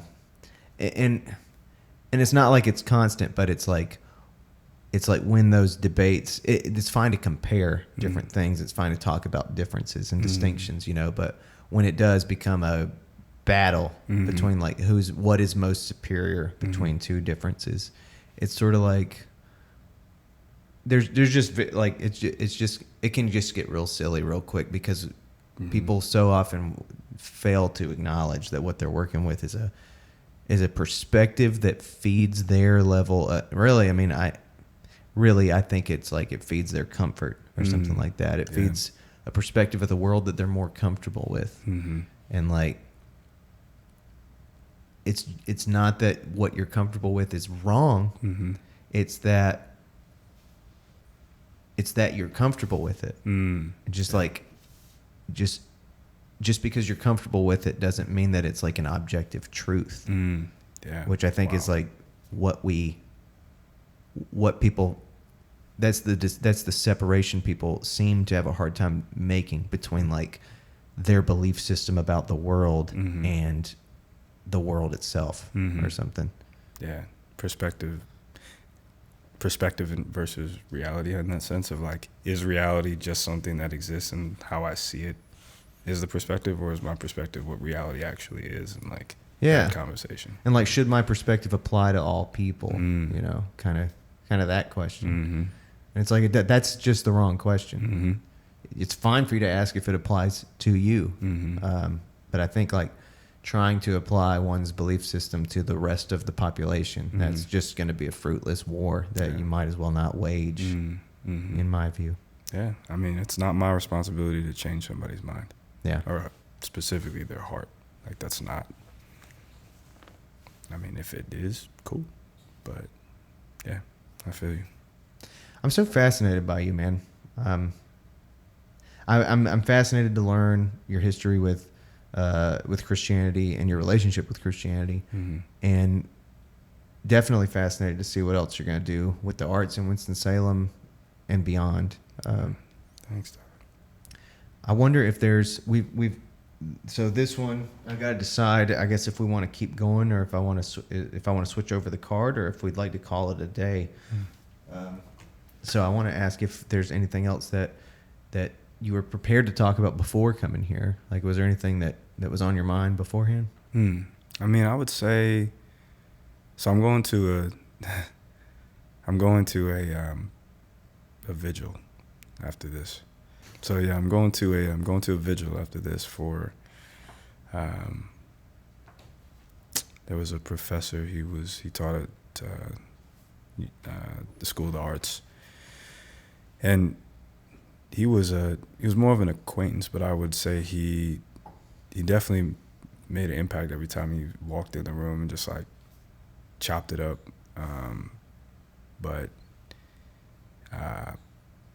Yeah, what was on my mind before this is I'm going to the vigil first, and then after that I'm gonna go to a birthday party. And so if you haven't noticed, everything about my faith kind of comes out in all aspects, which is like, it just is what it is. But there's a thing with in the scripture that talks about it's better to be in the house of mourning than in the house of feasting. And just thinking about the juxtaposition of those two things, I'm going to a service basically to remember a person who just passed away, and what that does to your, like, how you think about life in going to that, and then also going to like somebody's birthday party where they're celebrating their life in a different way, of like they're celebrating them being here still, versus somebody we're, I guess, celebrating, memorializing somebody who is no longer here. Mm-hmm. And just how looking at both of those things is informing, like, you know, how I'm approaching life in the world and like what I'm doing. And just like, I can be in both places. I can exist in both places and sit there. But there's one that I'm like, is uncomfortable and like, is like, dang, like, we're sitting here, there's people crying, there's gonna be, you know, I'm sure, a lot of words, a lot of things that people are saying about this person and about who they were as a person, and like eulogizing them. And then in the other one, it's like, yeah, it's gonna be a lot of celebration, it'll be fun, and I'm definitely gonna enjoy that too. But sitting in the spaces of the uncomfortability of like, what does it look like to, you know, not just what kind of legacy do you want to leave as a person, but like, when you pass and are gone, what are people going to say about you? And not that you should do things for the sake of somebody saying those things about you, but like, that has a lot of weight. And like, am I doing things in life, in this community, in, you know, there's people going to say some great things about me. There's going to be some things that some terrible things people say about me. I have no doubt. But how do I want to move going forward in all of that?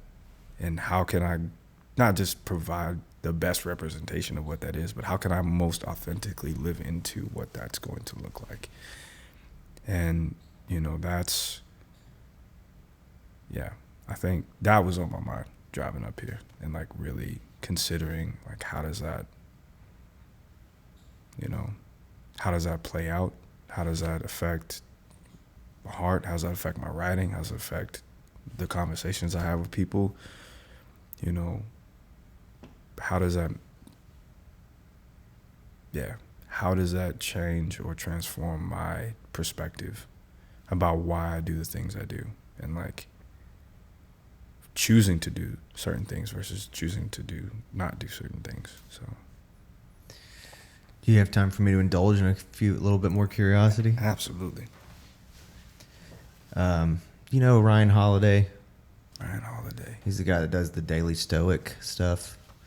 Oh, yeah. Yes. Yeah. Mm-hmm. So he, you know, has made a lot of people familiar with a lot of the Stoic catchphrases, foundational beliefs, one of which is, I forget the, I guess it's Greek or whatever, the Latin phrasing for it, but remember death, basically, is one of his phrases that he really that he makes people very aware of.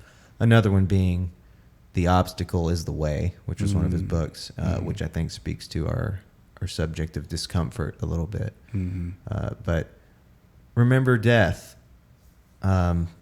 is kind of what came to mind as you were talking about that. It's something that's been on my mind a lot lately. Mm-hmm. This quite like it's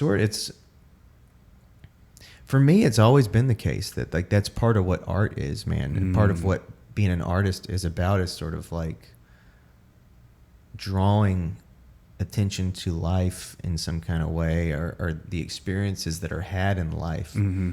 And it's sort of like, well, why? And the only answer I come up with is that life is temporary, and that like it stops eventually, you know. And so you have this kind of confined amount of time in which you can have these beautiful, amazing experiences with other people, and these hard to explain things. And it's through art and through language that we try our best to explain the meaning of these things, you know. But yeah, so you make me think of mortality, I guess, is what you're talking about, and talking about this interesting dual experience that you're bound to have today. Definitely puts mortality right there on the front of the mind. Yeah. Mortality, is that a part of your spiritual existence? I guess what, in terms of your Christian part of your identity, how do you confront mortality? How do you reconcile your knowledge of your own mortality? I have to think about that.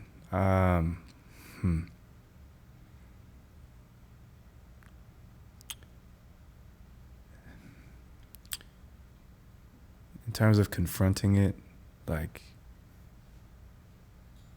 I mean, I think that there is hope that I have, you know, beyond it, which is something that helps inform maybe life within it. But I haven't always appreciated it.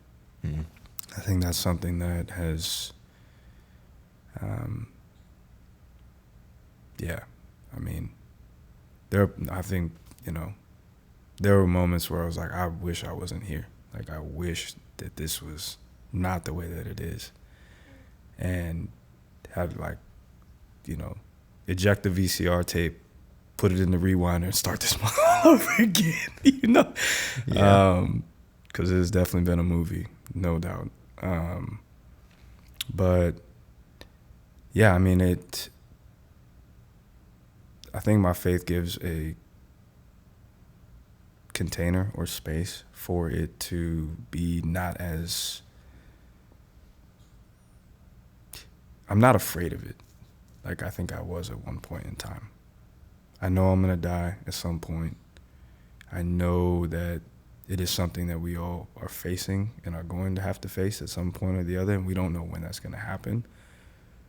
But I can, like, even in the most hardest and difficult parts of my story or of my life, I can look at it and say, you know what, like, I still want to approach this as best I can where I'm at, and stepping into it with, I think this term I've used a few times in this conversation, of just authentically stepping into it, and like stepping into it with that idea of, like, you know, an understanding that there is, I don't know, there are things that I'm here to do. I don't exactly know all of those things. I don't exactly understand how all of who I am and what I've been exposed to or experienced can grow fruit in this life, or I can, you know, contribute. But I know I can step into it saying, I'm going to do that now, maybe with a greater degree of, like, understanding that I may not have a full grasp on the responsibility that I have, but I can at least take a step forward in what I am responsible for, and, like, do it wholeheartedly. And yeah, I mean, like, believing that, you know, I'm going to be with the Lord at some point is really helpful. Because I'm like, hey, I mean, if it works out that way, I fully believe it will. Great. If it doesn't, then I'm like, dang, I'm fucked. But I'm like, but I was like, you know what? I'm going to hold space. I'm going to hold tension. I'm going to hold that tension in both hands and say, I fully believe that this is what's going to happen. But even if it doesn't, this is the choice I'm making. Yeah. This is the direction I'm going to go. There's a story in the Bible, Shadrach, Meshach, and Abednego. And they said that to the king. King was like, King Nebuchadnezzar, king of Babylon. He's like, you got to bow down to me. And they're like, nah, we're not going to do that. And they're like, well, we're going to throw you in this fire. And they're like, hey, even if you do, we fully believe that our God is going to deliver us. But even if he doesn't, we're still not going to do that. We're still not going to bow to you. We have a resolve to move in this direction, and this is what we're going to do. And so that has been when I spoke earlier of there's been pivotal moments in time that have been maybe catalysts in how I understand my relationship to my faith and the Lord is that passage has just, from the time that I heard that explained, I think it was John Piper. I'm pretty sure it was John Piper. Not that I fully endorse John Piper. He's got his views too. He's got some things, but and great dude. Thanks for all you do. Don't always agree with you, and that's okay. In that, the manner in which their resolve or their resilience shows up in how they approach life, and in that moment of when they're faced with death, they're like, okay, if death comes, great, but if it doesn't, great. We're gonna keep going in this direction. Has really helped a lot to ease some of that angst, I think, for me. That is how do I live knowing that this is gonna be inevitable? Yeah. And is what I'm doing something that's actually mattering? And I'm it may not matter past tomorrow, but I'm still called to love people. I'm still called to help people. I'm still called to, use my voice to speak on behalf of people that may not necessarily have their voice heard. You know what I'm saying? That's, and, provide space and hold space for people where they are. And so, if that helps somebody out, great. If it doesn't, maybe I need to figure out a different method of doing that. But at the end of the day, I'm going to humanize somebody as best I can in that, and go to sleep with a good conscience, knowing that I don't always make the right choices. I don't always make the right decisions, but I'm going to do the best I can where I'm at, and that's going to be impactful. So I've heard it said that acceptance of one's mortality in that way is a necessary part of maturation. Mm-hmm. And and it's, I will admit, it's probably an area in which I lack that level.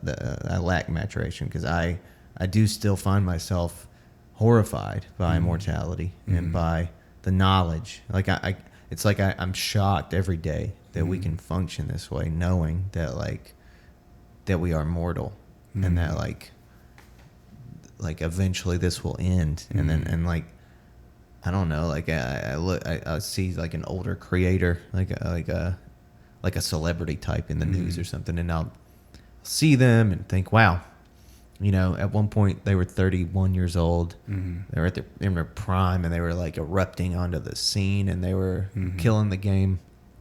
And now they're 70 or 80, and now they're they're aware of their inefficiencies or whatever physically and all this shit, and I'm dreading knowing what that will feel like, hoping I'll be lucky enough to know, but dreading knowing. And I'm horrified by it all, and I realize more and more that it is true what what wise people throughout time have said. It's you kind of do, you ruin the present moment for you. Right now we're both 33. We're shit is good. Life is good right now, probably. Sounds like you've had a lot of ups and downs and just crazy experiences. And oh yeah, from what I can tell, looking at you, it's you look like you're on the right track right now. I feel like I am. And if I were to allow myself to be consumed all the time by this dread of the future, then I'd be missing out on the prime of my life. But it's there still. Yeah. It fights with me. It's kind of hard to grapple with, especially in my situation where I don't have any peace about it. And I sometimes find myself, even not being religious, I find myself sort of like fantasizing about an afterlife and about what that could be, and about hoping that maybe that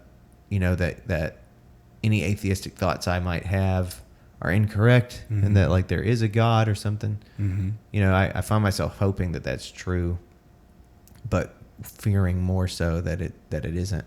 I find that fear more powerful than than the hope a lot of time in my own life. Yeah, definitely. Yeah, that can definitely be overwhelming,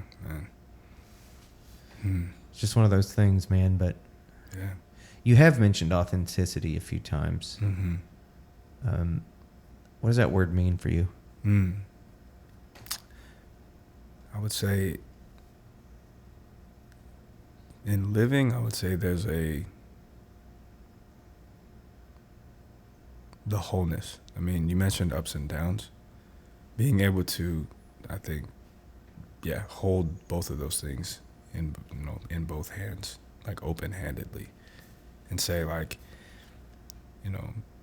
not everything in everybody's life is for everybody. But I think being able to say like, I can hold the really great things, or I can hold the really hard things, and sometimes those really hard things are great, and sometimes those really great things, might not be that hard. But holding those things in the same space, and like, I would say not trying to hide my imperfections. You know what I'm saying? Brene Brown wrote that book, The Gift of Imperfection, or The Gift of Imperfections. And like, like if somebody doesn't like me as a person, based on views or something else, like that's okay. I'm not necessarily condoning that I want to do anything that's like malicious or have thoughts or like ideologies that are like, dehumanizing. But I think there are places where we all are at, where we are still maturing, where we're still growing, and understanding that, and like being able to say like, I don't have anything really to hide. Right? I can just, what I'm saying? And I think this has been a very interesting process of, coming to the understanding that, like, when I was saying earlier, it's not my responsibility necessarily to change anybody's heart. Like, my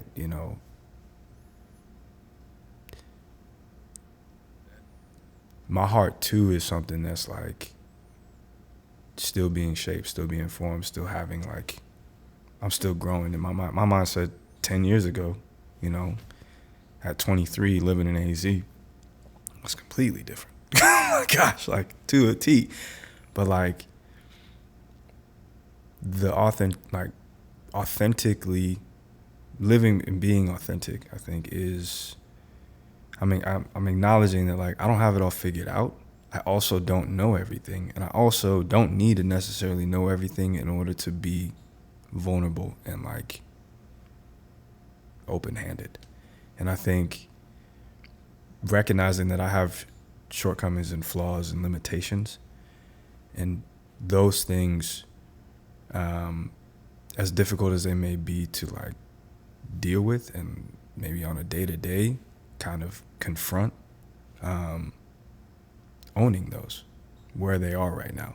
They don't necessarily have to be my identity, but I can acknowledge and accept the fact that those things are part of me where I'm at. There's a book, I'm in a fellowship right now. It's like a year-long fellowship through the Brim Center. It's called the Resilient Artist Fellowship. I applied for it. They accepted, I believe, 12 applicants. So I'm one of the people. And one of the I guess she could be like a facilitator person, is an author, and she wrote this book about, it's called Boundaries for Your Soul. And basically being able to invite it talks about emotions and like mental health and all these other things, but inviting all of your emotions to the table and giving them space to exist there, because they're not necessarily good or bad, but they can operate in ways that can be harmful or like helpful. I think the authenticity is saying like there's a whole lot of parts of myself or a person in general. But being able to say I need to bring all of these to the table is maybe what, and not only just bring them to the table, but giving them space to voice things at the table is authenticity. It's like you got to bring the whole part. You got to bring your whole self there. And, you know, that's hard. You know, it's hard to be like, man, there's going to be some things that I say that are uncomfortable. There's going to be some things that I say that are probably dumb. Like, just like, and just, you know, but being able to be like, hey, you know, I don't know, stepping into the reality of like owning it, asking for forgiveness when you do offend somebody, when you do hurt somebody, whether it was intentional or unintentional, and like the humility that's necessary to be able to be in a space and be in a place with somebody who is at a different place or in a different space maybe than you. And so like I don't do that well often. I'm terrible. But the goal and the hope is that being able to bring the fullness and the wholeness of myself into situations, into conversations, into, you know, life is what authenticity, I think, means to me. Well, that spirit you just explained. I mean, I love that the way you use that word wholeness. I think that's so spot on and accurate. And you've kind of captured what I find so troubling about our condition, especially as it relates to social media. Because if I can just elaborate on it a little, I just feel like there are a lot of of aspects of the artist that we aren't experiencing, and after Amplify, so I recorded that whole set, and I just put the whole set on Patreon. Word. And a couple of people have watched it or whatever, and somebody commented on like what did she say? I guess the refreshing aspect of how I am very transparent about how I feel about where I'm at or something like that, which is not to congratulate me, but I find that I'm incapable of functioning in the social media space without acknowledging something about the reality that I find myself in. And, you know, some of that consists of like being honest about criticisms of maybe the industry, of like of the way that social media manipulates people. And again, this use of persona, like what I see so many artists doing that I find I question the authenticity of, or the wholeness of. What I see them often doing is using social media as a way to like engage with people who are more successful than them to try to get attention from those people, hoping that will ultimately generate in more attention for them. And what they do is kind of act like they are, you know, like very successful and happy about it and happy with where they are, and they like will put on these sort of duping smiles. And I don't mean to sound very critical and judgmental and cynical about the things that I'm observing. All I'm saying is it looks to me sometimes like we're zombifying all these artists. They're like these zombies that are just like starved for success and starved for attention and positive, you know, reinforcement of their dream for themselves. And I feel like sometimes I'm wondering, what are you doing to express the other stuff? What are you going to kill yourself? Are you like, I don't mean to say that. I'm not saying that passively. I'm saying like, are you torturing yourself behind closed doors because you're not successful? Are you like do you hate yourself because you're not more successful? Like, I know what it feels like to struggle with these dark feelings that in my experience have been almost produced by social media in relation to the idea of success. Yeah. And it makes me worry about like where other artists are at, because I don't think that social media is helping us become more whole in the way that we are expressing ourselves. I think that we're cutting half of ourselves off and trying to only produce that which will garner us the most attention from the masses. And I think that's not what it means for me to be an artist and to strive for wholeness or authenticity. No, man, wow. Yeah, what you're saying is so like thought provoking, and I think about even just how that is a reflection of the algorithms that run the actual platforms themselves, which is just a very interesting. They only show you a slice of things, and they kind of adapt in order to show you a more refined slice of those things. And then you see people kind of slicing themselves to adapt to the slicing of the things that are already going. And it's just like this, it's cyclical. And it's just like, you know. Yeah. So it's painful to watch. And I'm sure even more painful, I would say, to experience. Because we were not meant to be, you know, whether it's metaphorically or even physically, like cut into pieces. We're not. We're there are pieces of us, but they're put together. Yeah. You know? And that is a yeah. And yeah, so it's just like, yeah. I'll ask you one last question, and then I'll stop taking much of your time. But we've covered a lot of things today. If let's touch back on a more optimistic note on mortality in a positive way. Yeah.